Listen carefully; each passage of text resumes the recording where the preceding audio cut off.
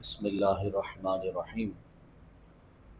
کچھ چیزیں ایسی ہیں کہ جن سے روزہ ٹوٹتا تو نہیں ہے لیکن مکروہ ہو جاتا ہے، جیسے مثال کے طور پر گالی دینے سے، غیبت کرنے سے، جھوٹ بولنے سے۔ المختصر یہ کہ اگر روزے کی حالت میں وہ کام کیے جائیں جس سے اللہ تبارک و تعالیٰ نے، اللہ کے رسول نے منع فرمایا ہے، تو روزے میں کراہیت پیدا ہو جاتی ہے، اس کی جو نورانیت ہے، جو اس کا مقصد ہے، وہ فوت ہو جاتا ہے۔ روزے کا مقصد کیا ہے؟ تقوی، پرہیزگاری، جیسا کہ اللہ تبارک و تعالیٰ نے قرآن مجید میں ارشاد فرمایا ہے کہ تم پر روزے اس لیے فرض کیے گئے تاکہ تمہیں پرہیزگاری نصیب ہو جائے، تقوی مل جائے۔ تو ہر کام کا ایک نتیجہ ہے نا، آپ کوئی بھی کام کرتے ہیں اس کا نتیجہ نکلتا ہے۔ بھوک لگتی ہے، کھانا کھاتے ہیں تو اس کا نتیجہ نکلتا ہے، آپ کا پیٹ بھر جاتا ہے۔ پیاس لگتی ہے، پانی پیتے ہیں تو اس کا نتیجہ ہے پیاس بجھ جاتی ہے، آدمی سیراب ہو جاتا ہے۔ اسی طرح روزے کا بھی ایک نتیجہ ہے، اس کا ایک مقصد ہے۔ روزہ فرض کرنے کا کیا مقصد ہے؟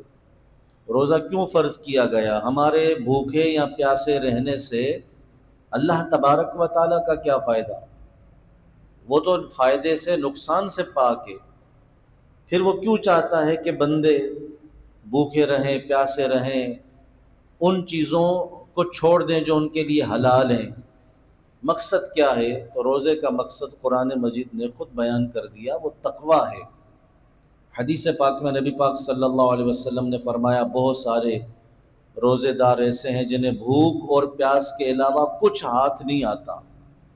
تو بھوکا اور پیاسا رہنا مقصد نہیں ہے، یہ 30 دن پریکٹس کروائی گئی کہ دیکھیں آپ نے حلال چیزوں کو اللہ تعالیٰ کے کہنے پر چھوڑا ہے، تو حرام چیزوں کو تو بدرجہ اولا چھوڑنا ہے۔ تو 30 دن کی پریکٹس صحیح ہے تاکہ باقی کی زندگی بھی آپ اسی طریقے سے گزاریں۔